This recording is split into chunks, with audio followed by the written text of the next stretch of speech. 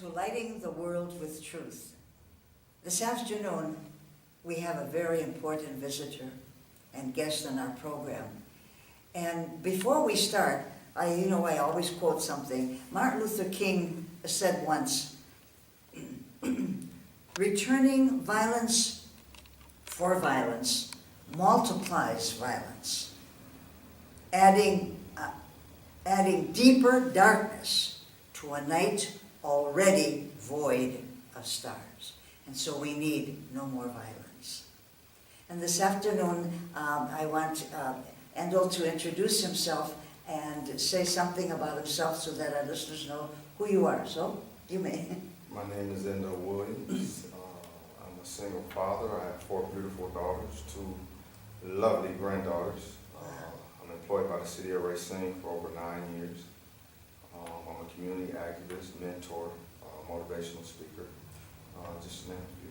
All right, who do you mentor? Young men and adult males that are currently incarcerated. Oh, wonderful. Do you go to prisons or? Yes, I teach a class in Racine Correctional Institution called Choices Change Lives. All right, very good. That's wonderful. Well, thank you so much for accepting this invitation this afternoon. Why do you think, we'll get right into our theme here, why do you think there's such a separation between the police and society, our community? Why is there this separation? I think for starters, communication. The communication level is not there. We are encouraged by each other's opinions, whether it be police or just the average Joe in the community, and we feed off of that, whether it be negative or positive. But the rule of thumb is that you get more publicity from negative things, and because of that, that steering it, and ignorance, in my opinion, has become the norm for. It's been that way for some time now. So, and that brings on separation, and Exactly. we have this lack of communication. Exactly. That's supposed to be positive, and yeah, that's a good point. Now, why do we hear more about abuse among African American communities versus other races? The media seems to just blow this up, doesn't it? Now, why do we hear so much like this? Well, I think for starters, and I agree with you about, I think my personal opinion is one that I believe that there's a lot of black males unarmed being killed, whether they have a criminal background or not. I think there's whites that are being killed, whether they have a criminal background or not. There's Latinos, so on and so forth. But as you alluded to, there's always this microscope on African American men, more so than women, but women are intertwined in that as well. And I think the spin that the media has on that brings about, for example, more ratings, because we're going to protest, we're going to loot, we're going to riot, and that in a sense is a cause for a money generator for some, because we're out there, and some oftentimes it's peaceful protesting, but a lot of times it's not. Then you have to get money to clean up the mess that those that are protesting have created, and we feed into that more so than we will if a white male officer kills an unarmed white teen. You may hear about it, but it's not going to be magnified the way it will be if a white male officer kills an African American. But why? Why is that? I mean, why? Because it seems to be more now than before, I think. I think it's always been going on with technology. Yeah, it has been going on, but... And cell phones and things of that nature. We can shed more light on it. However, I think it's been a part of us as long as we've been here. Yeah, I wonder though, why is this? I'm perplexed about all of this. I don't have a definite answer, and nor do I have an instant solution for it. However, I know one thing, also being a 2-time convicted felon, that it's going to take all sides to come together and communicate.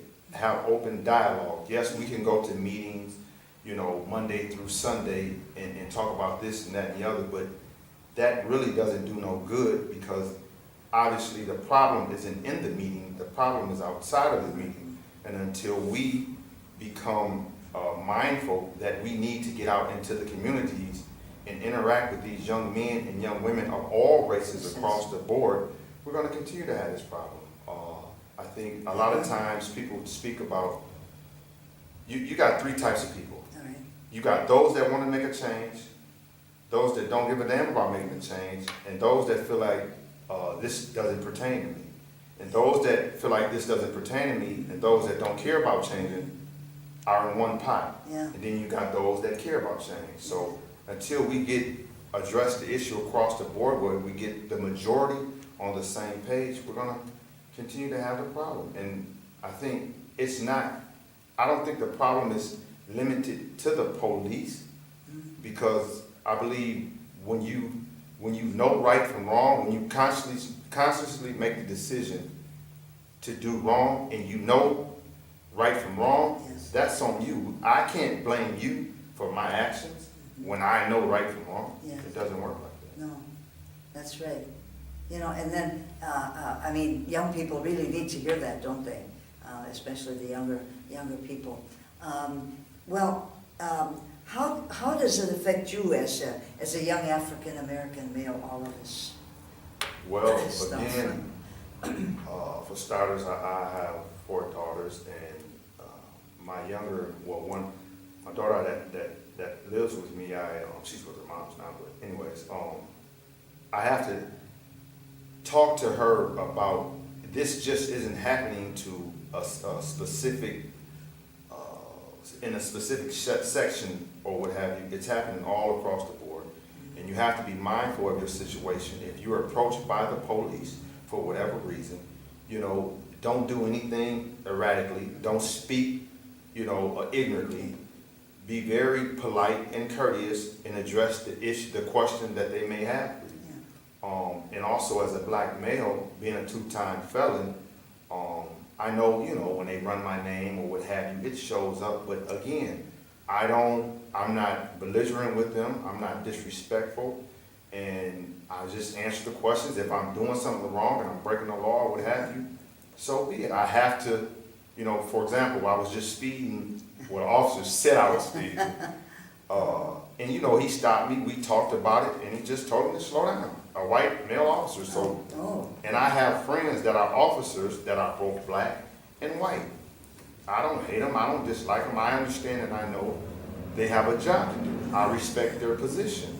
But me in my younger days, I didn't understand that. You know what I mean? Yes. It was always, F the police don't care about me, the police this. It was always me against them, us against them. And that's not always the case, because all police officers aren't bad. No. All young black male aren't bad. All of us don't have a criminal record. No, So. exactly. That's extremely important. I guess Art Howell, our chief of police here in Racine, is starting to do something with the younger people of how to react when they're stopped, Right. what you do so that it doesn't blow up. as you Perpetuate say. things, right. Yeah. I think Art is doing an excellent job. And the He's staff, I doing- think. Yes, he is. I've had an opportunity to speak with him on several occasions, and just if you get to know Art as a person, Yeah, he's the same Yeah. person without the uniform on as he is with. He exactly. doesn't change. I know him that way too. Right, He really and does. that makes it Yeah. all the better, Yeah. when he comes out into the community, or you see him or what Yes. have you. It's always an embracement by him. It's always an intellectual conversation or a gainful conversation. Yes. And it's just, We're very privileged. yes, to I agree. to have. Well, we're almost finished with our time, so what message would you like to give now to our listeners as we wind up this wonderful conversation we've had? Is there a message you'd like to say to the people that are listening to us? Well, for starters, I just would like to say that just be mindful. Be mindful of your situation at all times. If you're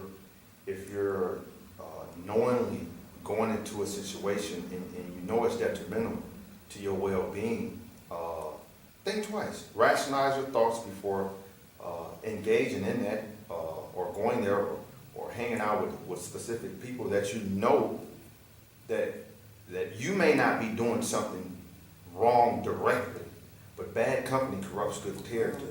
And just for the simple fact you're with somebody that's doing something wrong, and the police have an eye out for them when they see them and they stop them, and you're with them, you're going to get searched and stopped and what have you. Whatever he has to go through, you're more than likely to have to go through it too. So just be mindful and